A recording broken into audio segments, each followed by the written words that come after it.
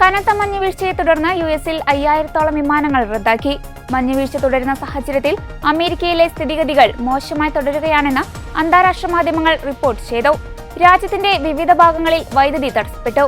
അതേസമയം യുഎസിലും കാനഡയിലും അതിശക്തമായ മഞ്ഞുവീഴ്ചയും കാറ്റുമുണ്ടാകുമെന്ന് അധികൃതർ മുന്നറിയിപ്പ് നൽകി.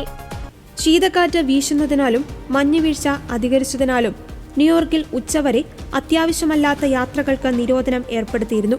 കഴിഞ്ഞ 10 വർഷത്തിനിടെയുണ്ടായ ഏറ്റവും മോശം സാഹചര്യത്തിലൂടെയാണ് ഇപ്പോൾ അമേരിക്ക കടന്നു പോകുന്നതെന്ന് റിപ്പോർട്ടുകൾ വ്യക്തമാക്കുന്നു. ഏകദേശം 59 ദശലക്ഷത്തോളം ആളുകളെയാണ് മഞ്ഞുവീഴ്ച പ്രതികൂലമായി ബാധിക്കുക. കാലാവസ്ഥ പ്രതികൂലമായതിന് പിന്നാലെ യുഎസിലെ വിവിധ സംസ്ഥാനങ്ങളിൽ അടിയന്തരാവസ്ഥ പ്രഖ്യാപിച്ചിരിക്കുകയാണ്. ന്യൂയോർക്ക് സിറ്റിയിൽ റോഡുകളും പാലങ്ങളും സ്കൂളുകളും അടക്കം അടച്ചിട്ടിരിക്കുകയാണ്. കനത്ത മഞ്ഞുവീഴ്ച നേരിടേണ്ടി വരുന്ന സാഹചര്യത്തിൽ 1.5 ലക്ഷത്തിലധികം ആളുകൾക്ക് വൈദ്യുതി ലഭ്യമാകില്ലെന്ന് ഔദ്യോഗിക അറിയിപ്പുണ്ട്. അമേരിക്കയിലെ തീരദേശങ്ങൾ വെള്ളപ്പൊക്ക ഭീഷണിയുള്ളതിനാൽ ആളുകൾ ജാഗ്രത പാലിക്കണമെന്ന് അധികൃതർ അറിയിച്ചു.